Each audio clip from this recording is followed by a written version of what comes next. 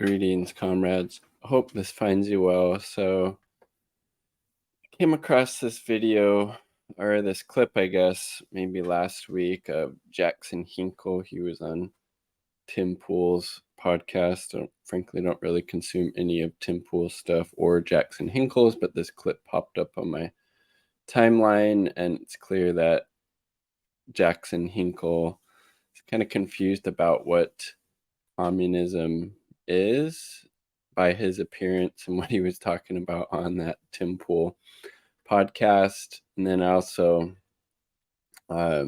he's pretty xenophobic as well, telling the PSL candidate for president and vice president that they should be deported. Definitely not something a socialist or communist should be saying. They should obviously have solidarity, with marginalized groups or people running for president on a inherently socialist ticket. But he seems to be more of a Trump fanboy than actually supporting legitimate socialists who have been organizing in their communities for quite a while. So that's I mean, he has a lot of horrible takes. He wears MAGA hats. Like, America, who has America ever been great for?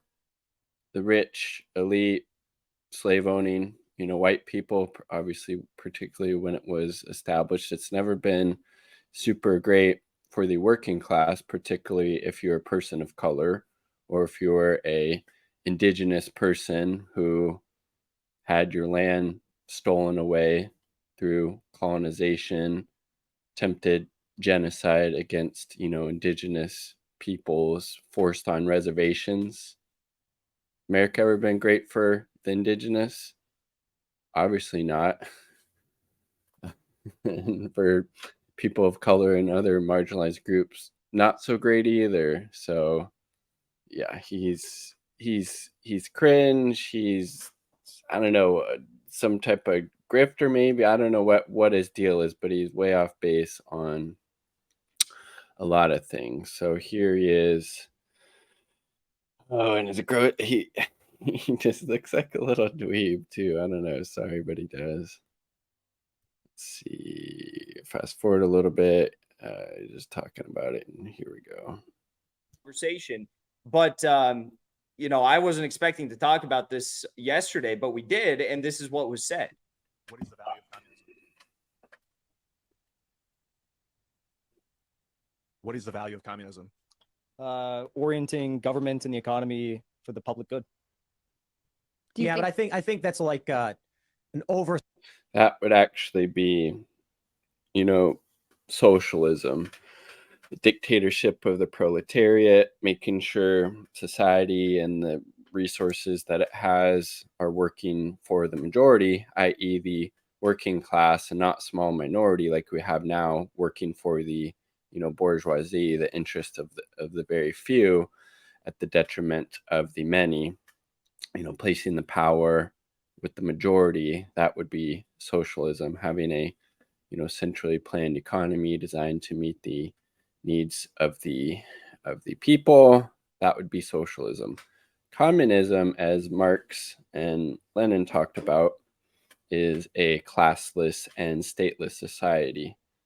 Socialism would be the lower form of communism. It's that transition from capitalism to communism. That in-between period is socialism. Not something Jackson understands, which, if you've read any of Marx or Engels, Marx's Communist Manifesto or Lenin's State and Revolution, both really good places to start. For simplification, Well, or you said idealistic. simply, that's what it is. I think that any communist state that takes Not what communism is. Sorry, he's wrong. form in America is going to have communist values, or American values rather. It's going to be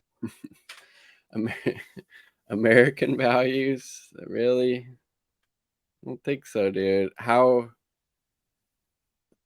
would a communist state happen in the US with, American values? That that shit would need to be flipped on its head. And whose exact values are you talking about? That's a very vague and amorphous thing to say. Be based on, Again, you want as Lenin talked about, a concrete analysis of the concrete conditions. This doesn't make any sense. the history of our country, the Constitution.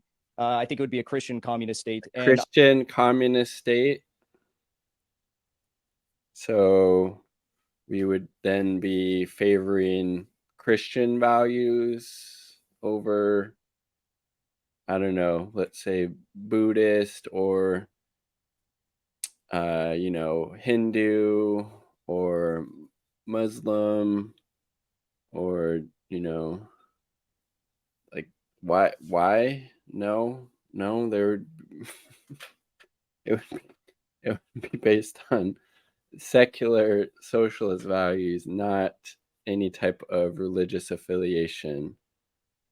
I think that we can learn a lot from China and from the Soviet Union, but you look at China I mean, I agree with that. Like, see what has worked in other places, what didn't go well, and then apply that to the particular conditions, in the US or wherever it is that's trying to, make that transition to socialism and then work towards full communism. Again, which is a classless and stateless society. today, their economy is outpacing ours. It's gonna beat ours totally, probably within the next 5 to 10 years. Europe is going down, the US is going down. China lifted 845 million people out of poverty in the last 40 years. That's true, and that's really impressive, and goes to show when a central government is working for the needs of the people and not the wealthy elite, the very few, but working for the masses. That's the type of improvements that you can have in a very short amount of time. So this whole appearance on there, like, he was giving some decent perspectives and information, but then he was fairly off base on the other stuff. I think that we shouldn't be China, but I think we can learn things from China and the Soviet Union and other countries that have done it successfully. Successfully. Do you think Soviet China Union didn't do it successfully? Fell Yeah, apart. yeah, they fell apart in 69 years. But what did they do successfully? They took their country from its knees, from dirt, from a feudal society, basically. Everybody had free education, free healthcare, their standard of livings went way up. But then, they got entangled in, the Cold War with the US, and then their military spending, the quagmire in Afghanistan, etc., definitely didn't help. But they greatly improved the lives of millions. To the economic powerhouse that defeated Nazi Germany, the bloodiest, largest battle in all of human history. Yeah, but we're already And it was a vast majority of the people that died in World War II were from the Soviet Union. an economic powerhouse. So how would Are we, communism benefit or- us? Are we an economic powerhouse, or are we this Byzantine labyrinth of insurance companies, law firms that utilizes good point. Wall Street power, utilizing the dollar as a tool of financial pressure on the rest of the world? Without the dollar, I just can't. He describes himself as a MAGA communist, but how can you take anybody seriously who puts those two things together? You can't. You really can't. America is not nothing, but it's nowhere near as strong as it is today. And when you see BRICS rising up, you see Russia, China, India, South Africa, Brazil, you see Saudi Multipolar world is definitely a good thing. Arabia, the UAE, you see Iran, Yeah. Egypt, seven of the top 10 largest oil producing in the nations today, working to create a new global reserve currency that's going to challenge the dollar. I mean, it's not the end of America, but it's not going to be pretty for us in the future. You think that centrally planning an economy is a more effective strategy than letting the private sector take it? I think that every economy's planned. This economy in the U.S. is planned to enrich Wall Street, rich legacy families in our country. You're not wrong about that. It's built to enrich, the largest monopoly capital powers that reside within the U.S. I think China is a country that plans the economy to lift people out of poverty in regions like Xinjiang, and also focuses on giving people tax relief, helping them create new businesses, making sure that they have enough money to afford homes and healthcare and stuff like that. I think America is a country that prioritizes every single interest of the ruling class over the interest of. But then he's saying you'd have communism in the US, you would have it with American values.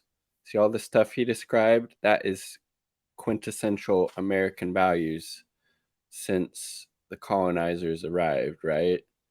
So again, you would have to flip that on its head. You would need to do a complete 180 to have first socialism and then communism in the US. It would not be with American values. It would not be with Christian values. It would not be a Christian communist state. So his just analysis is just very jumbled and all over the place and very hard to track, right? It doesn't make sense. For the working man. That's why we have 60,000 homeless veterans, 600,000 homeless individuals. We have a higher ratio of homeless in our country compared to any industrialized developed nation on the face of the earth. What about property rights? Would you suggest doing away with them? Well, as Marx talked about in the Communist Manifesto, you get rid of private property. So the rights of these, big corporations to buy up land and all these houses and housing developments and real estate, you get rid of that private property, people having their own things, personal property that stays. People keep that stuff. There's nothing wrong with that. There's no, exploitation necessarily going on there. People, need their own things, their own houses, their own land, but private property that would be used, to commodify things, to try to make profit. That's where the exploitation happens. So private property you get rid of that during socialism and working towards communism, but personal property, that obviously stays. I think we should just give property to the people. Trump's talking about this new plan for America cities. He's talking about 10 new cities across the United States. We'd have see, again, he's always blowing smoke up Trump's ass, but then he has this xenophobic, racist comment for the PSL candidates running for president and VP. That's not a true socialist. That's not a true communist. That's a reactionary trying to get clips or clicks, I should say. Top elite architecture specialists throughout the country that submit plans to build new cities where young Americans with families are basically going to get the opportunity to buy land, buy homes. There's already enough housing. What is it, like 5 or 6 or more empty houses in the US for every homeless person?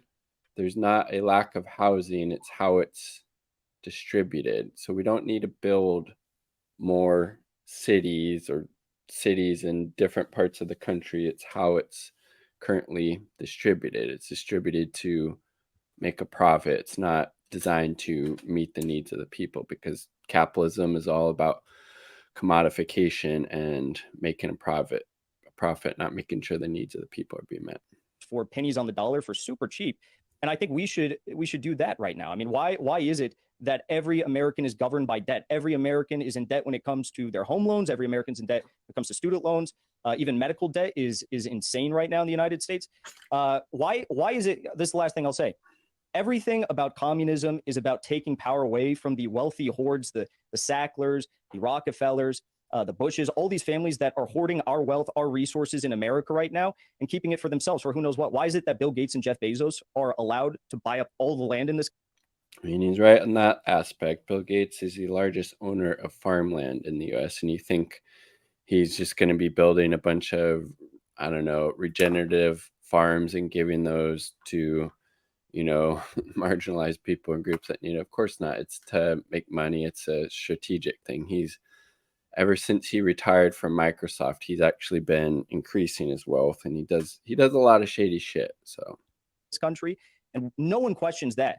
But the idea of giving every American enough land to get by, maybe have a small garden or a farm or something like that, that's insane, and no one's allowed to talk about that. And that's some communist conspiracy that no one's ever going to imagine ever taking shape here. Well, well, compromise. All of the land seized by the Bureau of Land Management, we break it apart and we give pieces of it to various American citizens. I mean, in theory, that sounds cool, I guess, but oftentimes that BLM land is like in very, very rural places. Like I can't think of any BLM land that's around me that's actually, you'd have to have a very long commute anywhere if you're working, unless you did like some type of, remote work or something, but that's obviously not possible with every field. So I don't necessarily think that's very feasible or good idea there. I was going to say, this doesn't really sound like communism. It almost sounds like just a form of socialism that you're describing, that you want the government to do more for the. Another common misconception I didn't even address, but communism and socialism are the same thing. American people. No, it's not. No, it's not. No, it's not. Okay, that's enough of his stuff, but let's then I couldn't find the actual Communist Manifesto, my copy of it, but here is a article that talks about it. So the last stage, communism, there's no injustice, inequity.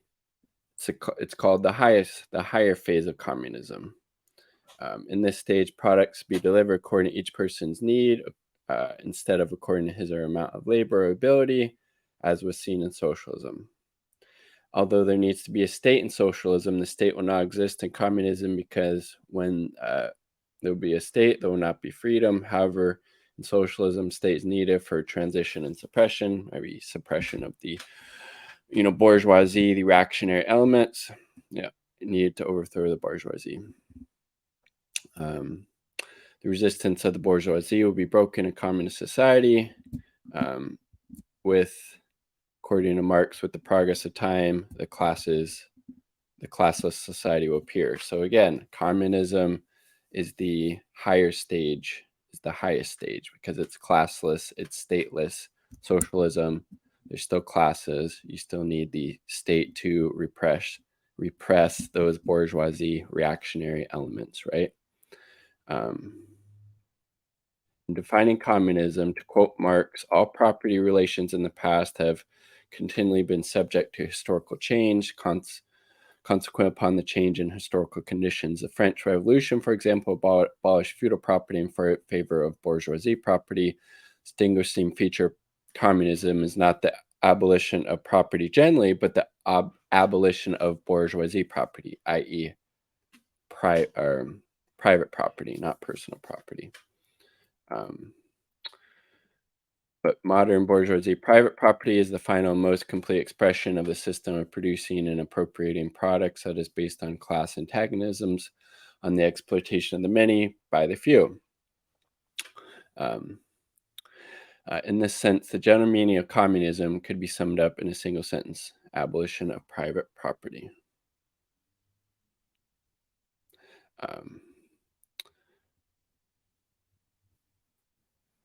Again, he was wrong to say that communism and socialism are the same thing. If you're coming at it from a Marxist Leninist perspective. So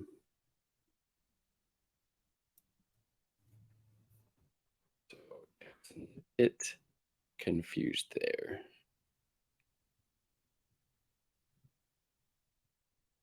See, like I was saying, according to Marx, socialism is the first or lower phase of communism.